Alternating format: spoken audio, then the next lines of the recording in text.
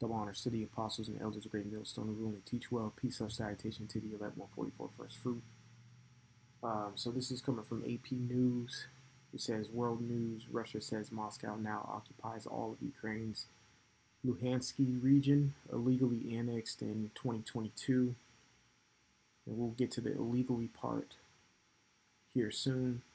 What I mean by getting to the illegally part here is just asking probing questions, and I'm just gonna start striking thought, because one thing that we do understand is that although this Israel and Iranian war was going on, I think they're kind of going to the diplomatic talks after all the missiles were shot. That's why Trump was so irritated and cursed at the media. We all forget that the Russia-Ukrainian war is still going on to this very moment. And to get a better and big understanding about why that particular war is going on, you need to go watch the interview between Vladimir Putin and Tucker Carlson, because Putin lays out the history and the reasoning on why they have infiltrated or entered into Ukraine. Even though Tucker didn't, he literally told a world power leader to get to the point. And and Putin was like, "Hey Tucker, shut the fuck up. You're gonna listen to this history. Simple. It's like, how are you gonna tell a world leader to be quiet? It's like, no, when you're not interviewing a world leader, when he accepts to come on your shit, you're the one who listens." Okay. Because Tucker tried to low key kind of punk him, and that it just he stopped it, you know. So it says a Russia appointed official in Ukraine's occupied Luhansk region said Monday that Moscow's forces have overrun all of it. One of four regions Russia illegally annexed from Ukraine in September 2022, despite not fully controlling a single one. Now you can hear in the dialect or the dialogue of this particular article how biased, because everyone is rooting for Ukraine, when all actuality, Ukraine is losing a lot of ground when you do a real deep dive onto what's going on in Ukraine.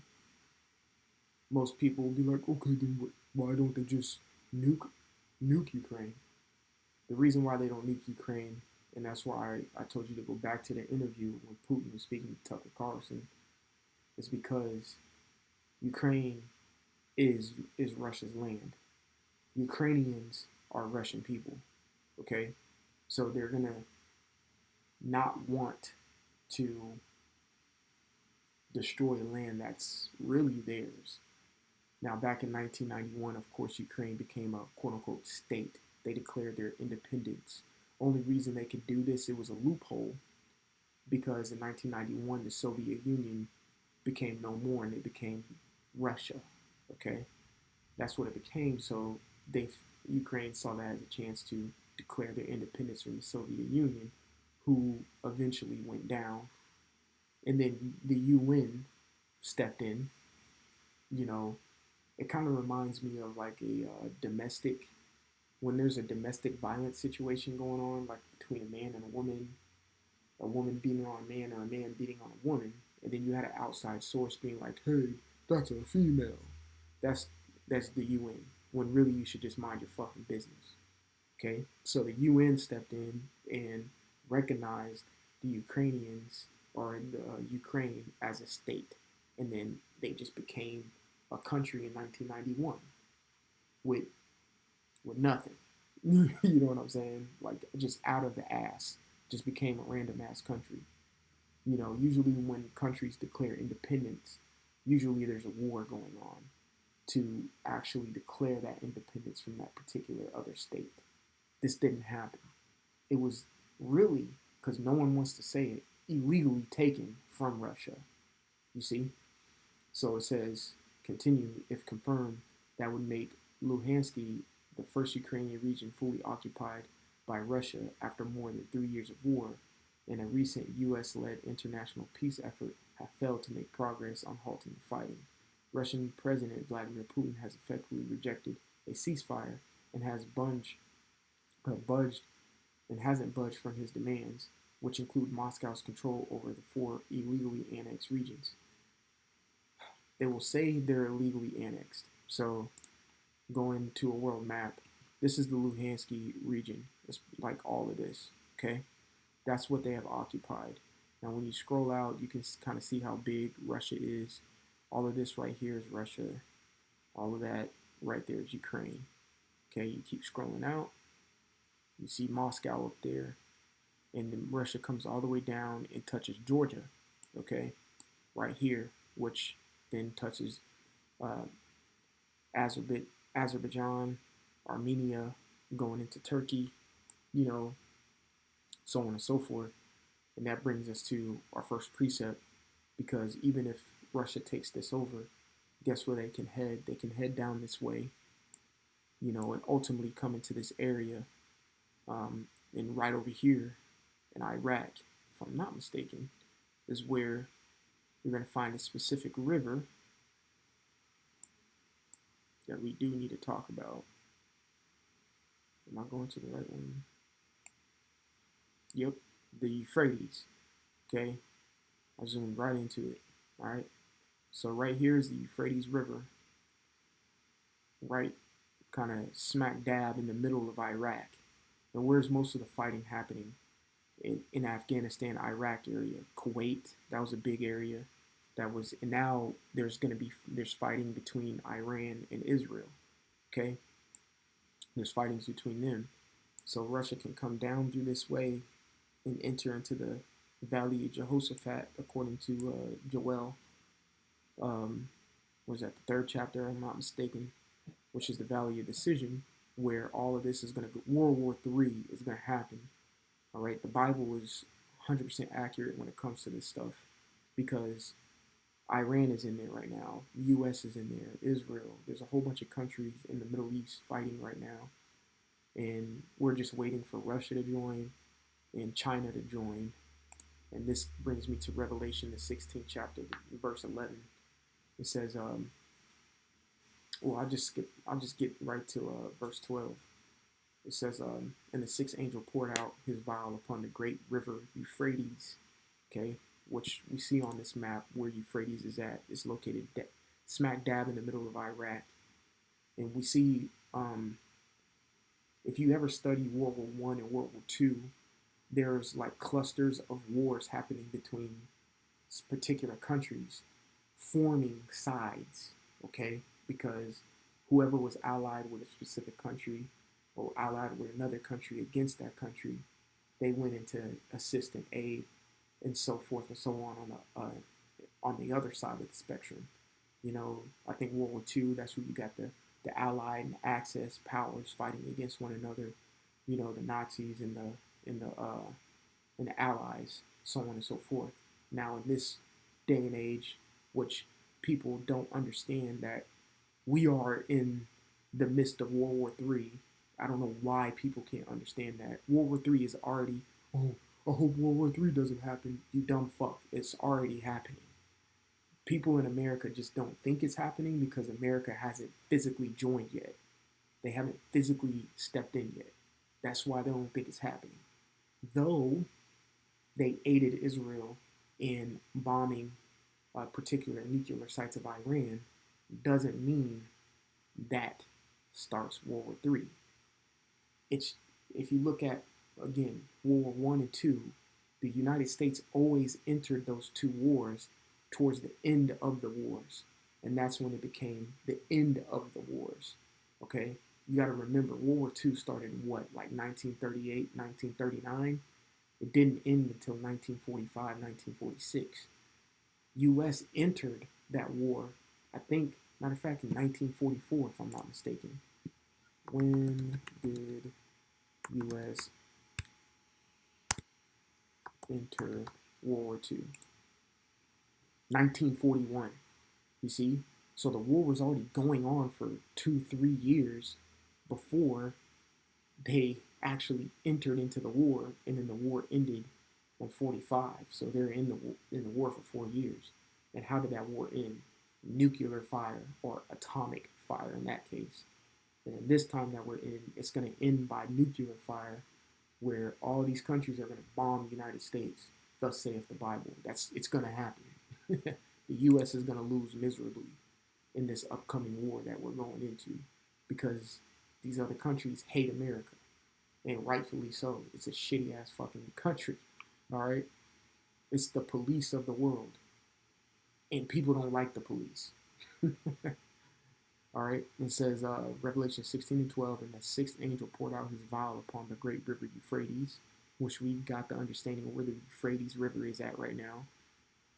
And the water thereof was dried up. Now, if you do a deep, not even a deep research of the Euphrates River is actually drying up at this very moment, proving another point that the Bible is 100% accurate of what it's saying.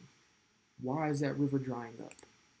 It says that the way of the kings of the east might be prepared. So the Bible says the Euphrates River is going to dry up so the kings of the east might be prepared. Now let's go back to the Google map. When you go back to the Google map, who are the kings of the east? Like we said earlier, part of the BRICS nation, you got Russia up there, and you got China over there, and they are on the east side of the Euphrates River. Bible is on point. And who are the kings of the east? China and Russia. Okay? Simple. Who does America have the most conflict or beef with? China and Russia. Simple. So with Russia taking back a bit of Ukraine here, it gives them more of a leeway to control areas coming from here, going all the way down to Georgia, going and for you Negroes and Hispanics out there, I'm not talking about Georgia in America. There's an actual country named Georgia, and then you got Armenia and Azerbaijan right here. They got leeway to go through there and then enter into the, Iran and Iraq. Now understand this too. Iran back in 2024 last year became a part of the BRICS nations. All right, BRICS nations stand for Brazil, Russia, India, China, and South Africa. Okay, they have included Iran, UAE, all these other countries, and they're including countries that are in top 10 of the GDP that produce a high amount of money.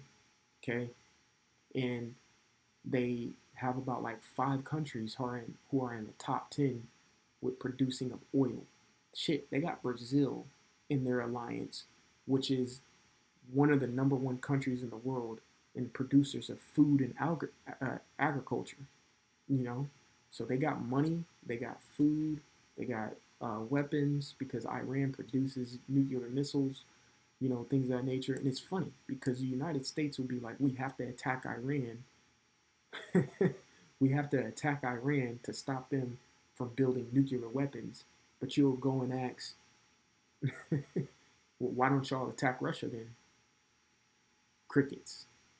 Because they know what the fucking deal is. America knows what the deal is. If they touch Russia,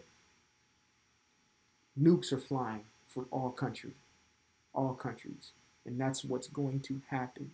These big countries are going to start clashing in the Valley of Jehoshaphat that's spoken in the book of Joel, and then they're going to shoot their nukes off to one another, and billions are going to die. But only the elect are going to be saved. Thus saith the Bible. That's what's happening. So this is a good thing that Russia says they have annexed something that was illegally taken from them. And I did some little things. I said, why did the UN create Ukraine? I said, and it says the United Nations did not create Ukraine. However, when you scroll down, it says post-Soviet independence, after the collapse of the Soviet Union in 1991, and the Soviet Union became Russia. And like I said, there was that little loophole where Ukraine was like, well, fuck it. We'll declare our independence from the Soviet Union. Not Russia, Soviet Union. So we can get up out of this. They said Ukraine declared its independence, and the UN, like I said, came in when really they don't have nothing to do with what's going on between Russia and Ukraine. Recognize it as a sovereign state. Now, I looked up some more stuff. Can a country declare another country as independent? It says while a country cannot unilaterally declare another country independent in the sense of creating a legal recognized nation, it can recognize the independence of another entity, which is a significant step forward towards statehood. Initially, recognition by other countries is crucial for a new entity to be considered as a sovereign state. So pretty much you need someone to vouch for you to become an actual, sovereign country. Now, you look into the American independence. Okay, like I said in the beginning of this lesson, usually when a state or a country decides to declare independence from another country, a war happens. In the sense of America, they went to war with Great Britain, which is spoken about in the Bible when you read Revelation, the 17th chapter, because it tells you where America came from. Okay, came from its mother, Great Britain. All right, the Bible's on point. Okay, so it came from Great Britain.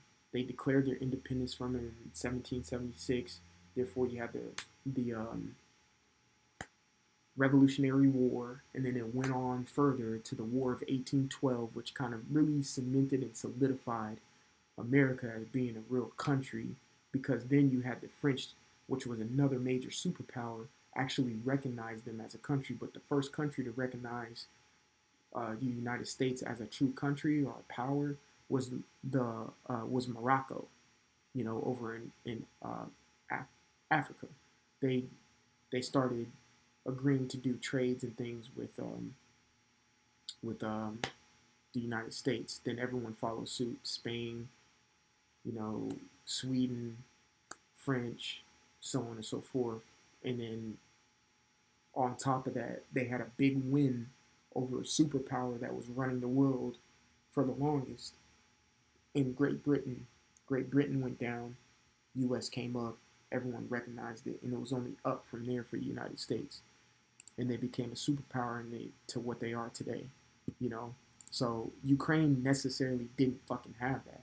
Literally, Ukraine was a stolen land from the Russians. And just boop, guess we're a country now in 1991. It really don't work like that. So Russia is like, we gonna get our shit back. That's why this war is happening, and that's why a lot of countries haven't stepped in and stopped Russia from doing what they're doing. You know, so this is a good sign. So Lord willing, this is edifying. I want to give all glory, honor, praises to Yahweh, Bashem, Yahushai. Double honors to the apostles, elder, great millstone, only teach well, peace, love, salutation to the 1144 first fruit, and like always, repent for Yahushai is coming back sooner than what me and you believe. All right, shalom.